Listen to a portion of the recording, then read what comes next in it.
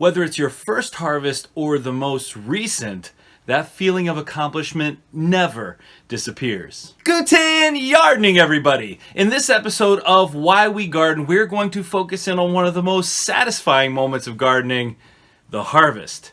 Now, before we get started, we'd love for you to do one thing for us. Go down and leave a comment and let us know what your favorite thing to harvest is. Whether it's fruits, vegetables, let us know what your favorite, and this can be a one-word comment, but we'd love to hear what your favorite harvest is.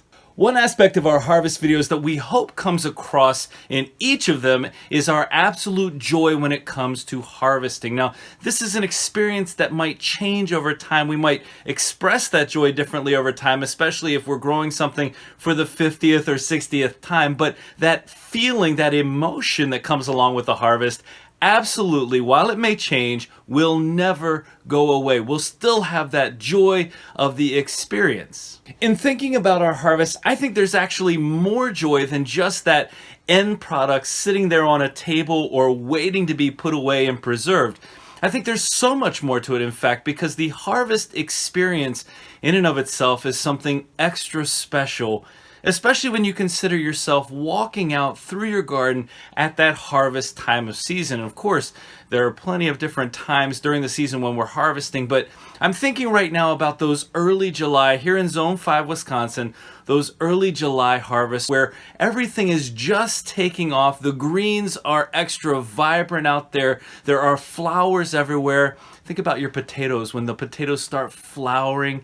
There's just this extra special experience of being out in the garden, and then you go to pick your first fruit or your first vegetable of the season. That moment is extra special, especially when you consider all the other potential fruits and vegetables growing around. And really, that's just the beginning of an entire season's worth of growth. Now, I'm speaking as somebody who's growing in Zone 5. Those of you in warmer growing zones likely have an even longer season than our, say, 115 to 120 day on average season.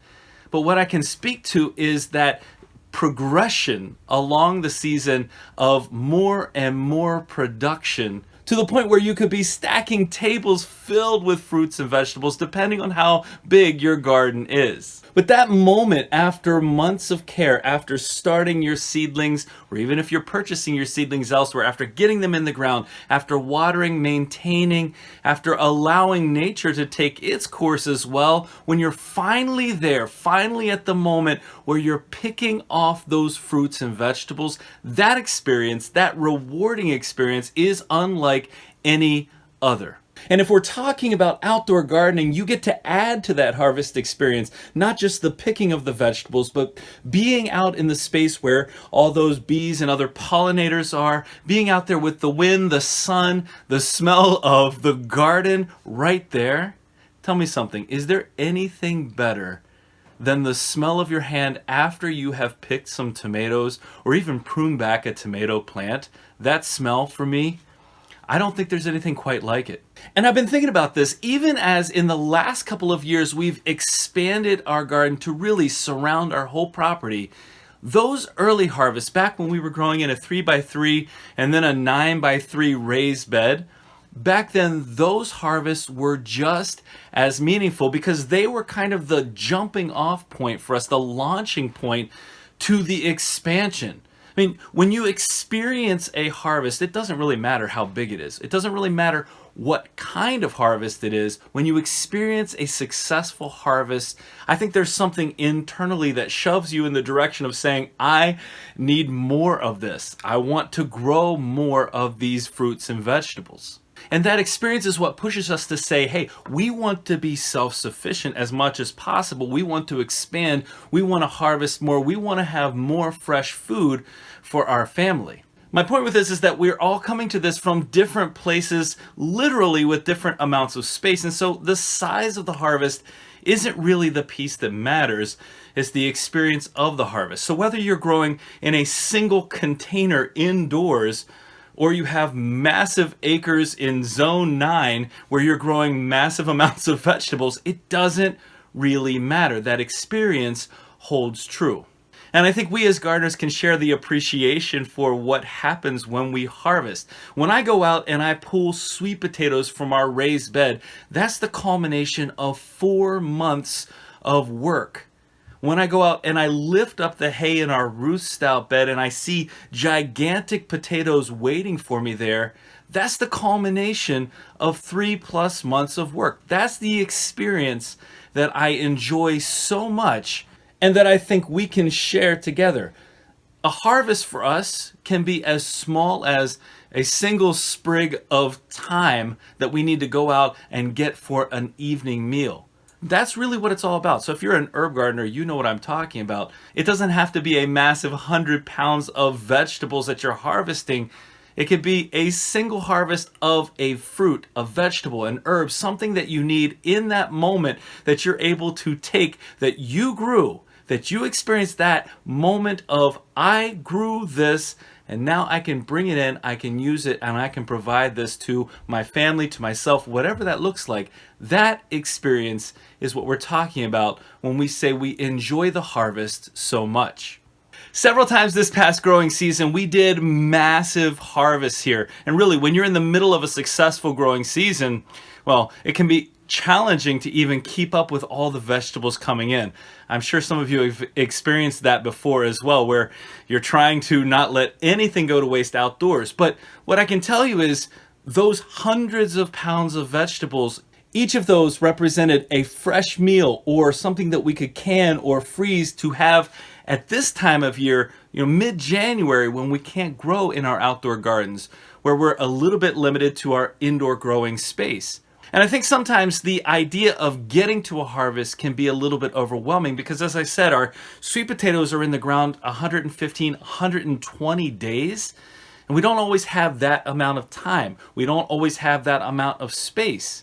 But remember, there are other ways to get to a harvest faster, whether it's growing radishes that take a month, or last season we started growing microgreens, an incredibly nutritionally dense set of vegetables really, where we found great success, and those were growing in only 10 days. So we're harvesting after 10 days of planting. That is another example of how the harvest is such a wonderful experience, because it doesn't always have to be that long-term wait until you get to this point to harvest.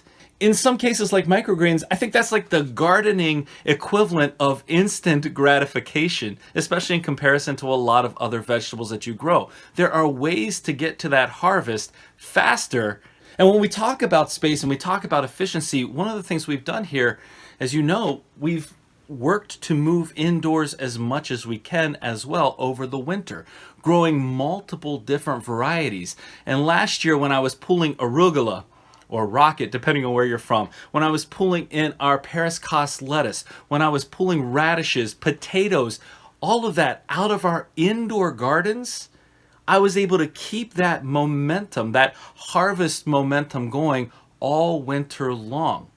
What that did require was us setting aside space for this. But again, when you see the value, when you see the benefit of the harvest, the desire or the means to create additional space often becomes self-evident. In the grand scheme of gardening, I want to stand by a comment that I have made in the past, and I want to reaffirm it right now. I don't believe there's such a thing as a bad harvest. And that does not discount the fact that sometimes crops fail. Sometimes there are things that go against our ability to control, and we end up not getting the amount or the quality of the produce that we want. But every single time you harvest something, you're getting the opportunity to learn. You're getting the opportunity to perhaps change, to adjust your growing style so that you can improve in the future. So a harvest that is eaten up by voles, for example, as we had with our massive sweet potato bed this past season, that harvest is an opportunity for us to learn. So yes, there may be disappointing moments, but the harvest itself isn't what's disappointing. We still get to enjoy that experience, even if it's not exactly what we want. In our minds, one of the keys to being a successful gardener is looking at that harvest and then working backwards to the beginning. So we have that end goal of the harvest. How do we get there? If we have an understanding of how we get there, our best practices will be put in place, and we'll start to really see the production that we want. Now, last night, as I was making some vegetable soup from primarily ingredients found in our garden, I was extra happy to have had all those wonderful harvests this past season. Regardless of if you're growing a single crop or 40 or 50 different varieties, appreciating that harvest, enjoying that harvest, and allowing that to help you improve as a gardener is a key to your success. Well, we hope you enjoyed this video. We hope you see this experience of the harvest as such a valuable part and valuable reason, whether you're a first-time gardener, whether you've been doing this for years, whether you have a tiny little container where you're growing a single tomato plant, it doesn't really matter what it is. Enjoy that harvest, experience that, allow that to push you on to even bigger things. And if you enjoyed this video today, don't forget to give us a like, leave us a comment, remember to share and subscribe, and most importantly, remember, when you're with us, you are good to grow.